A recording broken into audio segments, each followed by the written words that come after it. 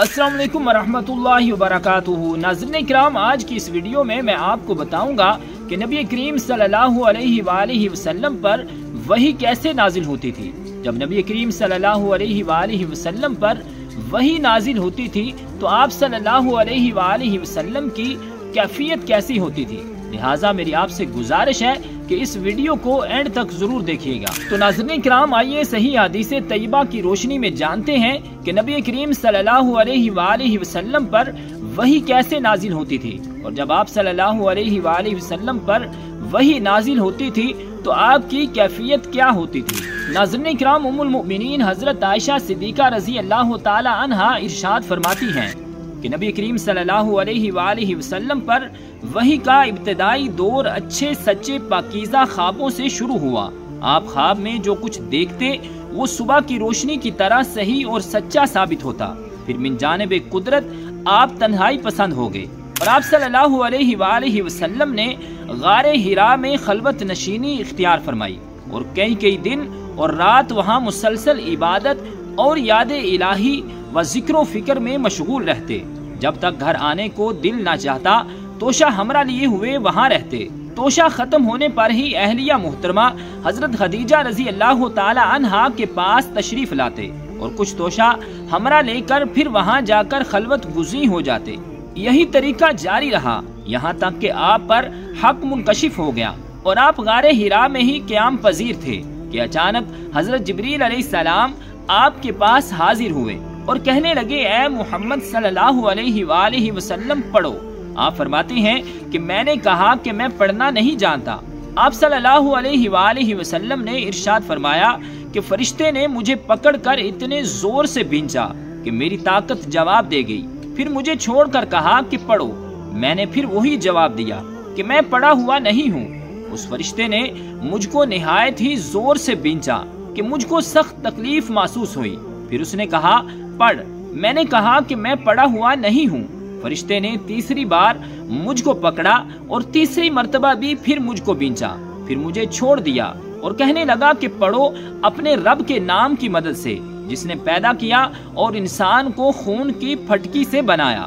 पढ़ो और आपका रब बहुत ही मेहरबानियां करने वाला है। बस यही आयतें आप हजरत जिब्रील अलैहिस्सलाम से सुनकर इस हाल में गारे हिरा से वापस हुए कि आपका दिल इस अनोखे वाक़े से कांप रहा था। आप हजरत खदीजा रजी अल्लाह ताला अन्हा के यहाँ तशरीफ लाए और फरमाया कि मुझे कंबल उड़ा दो, मुझे कंबल उड़ा दो। लोगों ने आपको कंबल उड़ा दिया। जब आपका डर जाता रहा तो आपने अपनी जोजा मोहतरमा हजरत खदीजा रजी अल्लाह ताला अन्हा को तफसील के साथ ये वाक़या सुनाया और फरमाने लगी कि मुझको अब अपनी जान का खौफ हो गया है।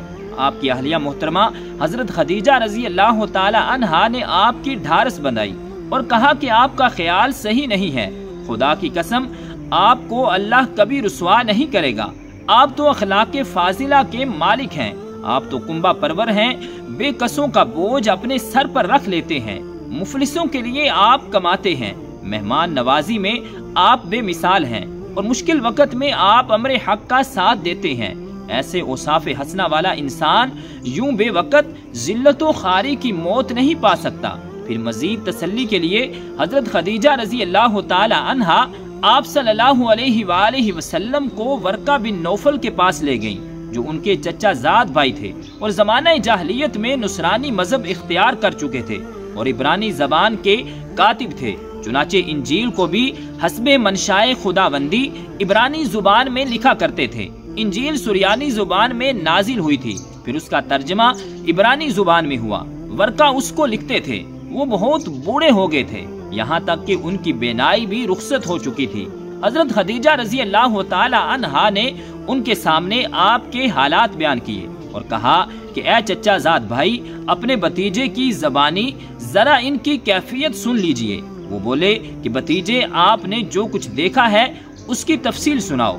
चुनाचे आप सल्लल्लाहु अलैहि वसल्लम ने अज अव्वल ता आखिर पूरा वाक़या सुनाया, जिसे सुनकर वर्का बेख्तियार होकर बोल उठे कि ये तो वही नामूस है जिसे अल्लाह ने हजरत मूसा अलैहिस्सलाम पर वही देकर भेजा था। کاش میں آپ کے اس عہد نبوت کے شروع ہونے پر جوان عمر ہوتا، کاش میں اس وقت تک زندہ رہتا جبکہ آپ کی قوم آپ کو اس شہر سے نکال دے گی۔ رسول کریم صلی اللہ علیہ وآلہ وسلم نے یہ سن کر تعجب سے پوچھا کہ کیا وہ لوگ مجھ کو نکال دیں گے؟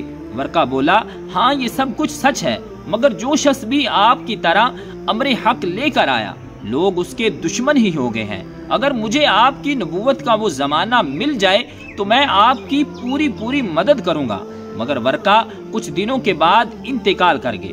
پھر کچھ عرصہ تک وحی کی آمد موقوف رہی۔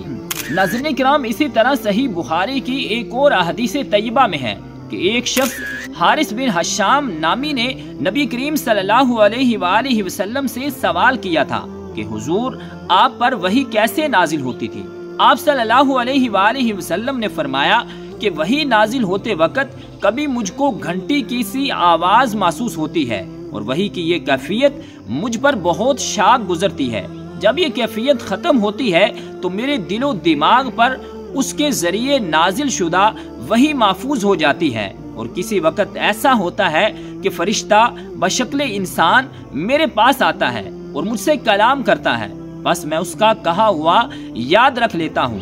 حضرت عائشہ رضی اللہ تعالی عنہا کا بیان ہے کہ میں نے سخت کڑاکے کی سردی میں حضرت صلی اللہ علیہ وآلہ وسلم کو دیکھا کہ آپ صلی اللہ علیہ وآلہ وسلم پر وحی نازل ہوئی، اور جب اس کا سلسلہ موقوف ہوا تو آپ صلی اللہ علیہ وآلہ وسلم کی پیشانی پسینے سے شرابور تھی۔ تو ناظرین کرام، اس کیفیت کے ساتھ نبی کریم صلی اللہ علیہ وآلہ وسلم پر وحی نازل ہوتی تھی۔ رب ذوالجلال کی بارگاہ اقدس میں دعا ہے کہ خالق کائنات ہمیں اپنے نبی سے سچی پکی محبت کرنے کی توفیق اور ہمت عطا فرمائے، آمین، بجاہ النبی الکریم الامین۔